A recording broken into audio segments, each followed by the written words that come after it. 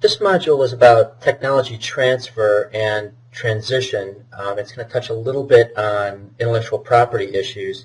And the gist of this is that we're interested in how do we get things. Tech transfer is a fundamental part of innovation. We've talked about how to get things from an idea into a product that actually has some meaning. And tech transfer is a mechanism that we have built into what we do in the government to accomplish that. Not nearly as successful as we'd like it to be. Lots of issues. I've sat in on lots of meetings, and people are grappling with this all the time, trying to come up with better ways of doing it. So it's very much an open issue of how we're going to do this better in the future. But just wanted to bring you up to speed a little bit on what we know about it now.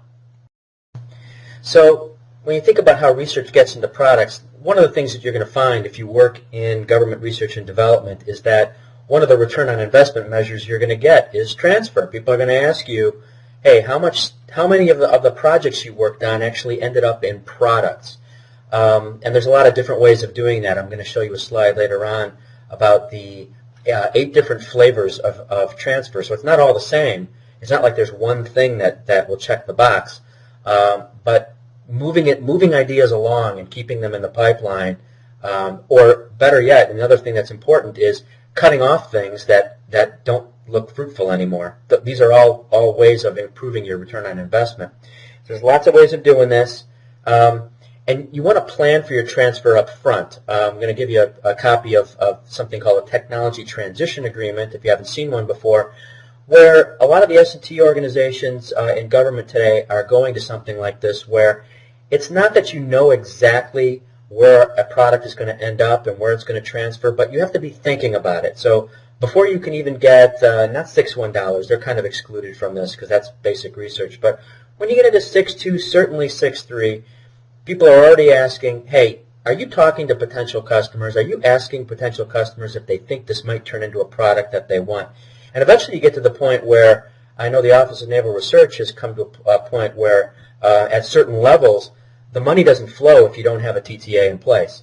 So if you have not reached out to your potential customer and made an agreement of if we meet certain benchmarks, you will accept this technology, they won't fund it. So it certainly depends on the technology maturity and the type of funds. We've already talked about that. And this, as you can see, this is very related to the open innovation model. This is how you move things through that funnel from the early stages to the late stages. You're improving the TRL every time you move along, and we're interested not just in it's a tech transition as you move from one phase to another inside the funnel.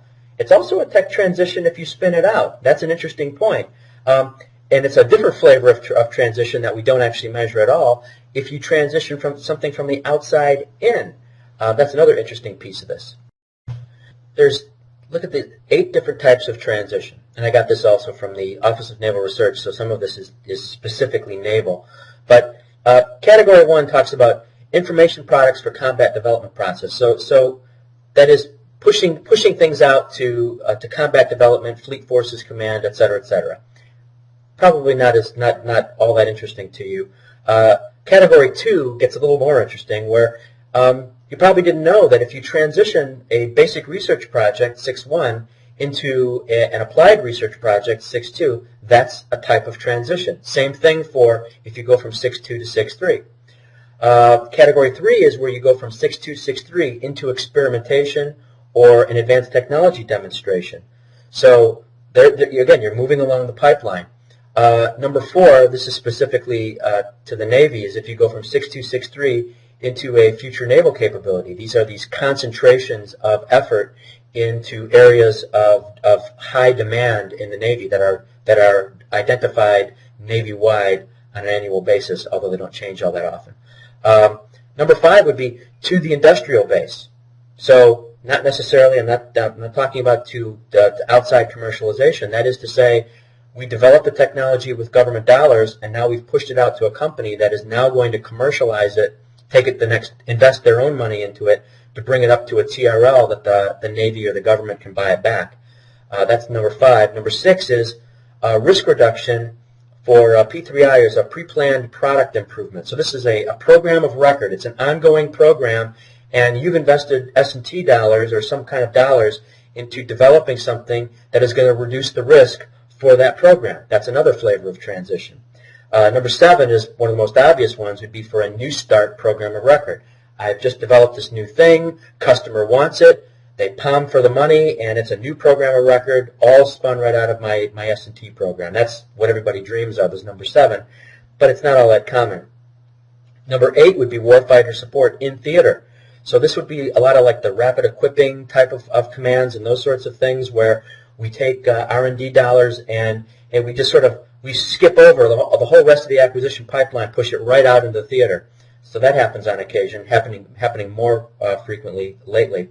And then the last one that I put with an asterisk, because it's not one of the 8, because it's not usually mentioned in the conversation about transition, is pushing it out to a non-DoD commercialization. So we've developed new display technology, and it's really great because it's going to meet some medical application in a in-theater medical facility, or it's some new wrist-worn display that Marines are going to be wearing for whatever it is we're going to do. Okay, great. We've developed this cool thing, but some company comes up with a product that they're going to sell at the Best Buy using the exact same technology.